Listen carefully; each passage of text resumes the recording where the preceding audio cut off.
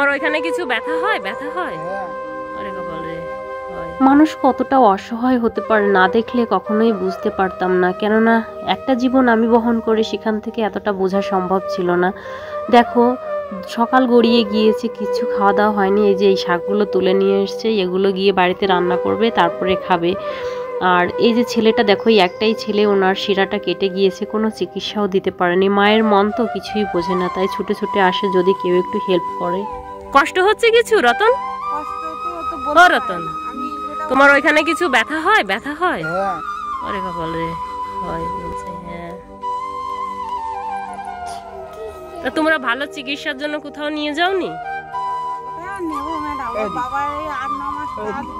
কাজ নেই কোনো? দেখো এই একটা কথাই বলবো, যারা এই ভিডিওটা দেখবে, যে এ কতটা অসহায়, বাবার কোনো কাজ নেই এই মুহূর্তে, আর ওনাদের এই একটাই হচ্ছে ছেলে, ওনাদের কোনো ছেলে সন্তান নেই।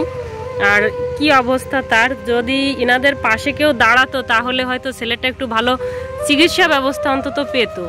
মানে বলতে হয় না যে এই ছেলেটাকে আগে আমি যখন দেখেছি অনেকটাই ভালো ছিল, এখন শারীরিক অবস্থা এতটাই খারাপ হয়ে গিয়েছে, দেখলেই খারাপ লাগতেছে। আর একটা মা তার কতটা কষ্ট হয়, যে একটা বাচ্চা যখন এরকম হয় তখন মায়ের কাছে প্রত্যেকটা সন্তানই সমান। ছেলেটা মানে ওর শিরাটা কেটে গিয়েছে।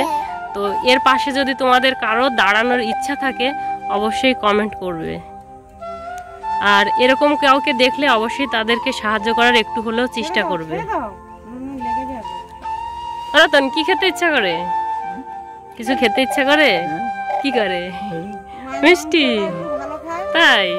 আরে বাবা রে, তাই?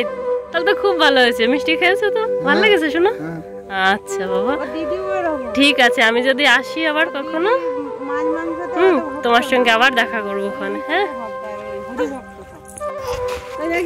হ্যাঁ হ্যাঁ, এই যে ও আমার সঙ্গে একটা ফটো তুলবে, তাই জন্য ঘুরিয়ে ও ক্যামেরাটাকে করতে বলছে। আচ্ছা আয় আয়। ওরে বাপরে, আচ্ছা মুখ থেকে হাত সরা। ওরে পাগল রে। আচ্ছা ঠিক আছে, হ্যাঁ কোনো অসুবিধা নাই, ঠিক আছে শোনো, ঠিক আছে। আর এটা এটা তুমি রাখো, হ্যাঁ এই পয়সাটা রাখো, তোমার যা ভাল লাগবে তুমি কিনে খাবে। হ্যাঁ, কারণ আমিও তোমার একটা দিদি, ঠিক আছে? আর ভালো থাকবে, আর মায়ের কথা শুনবে সব সময়, ঠিক তো? আচ্ছা ঠিক আছে।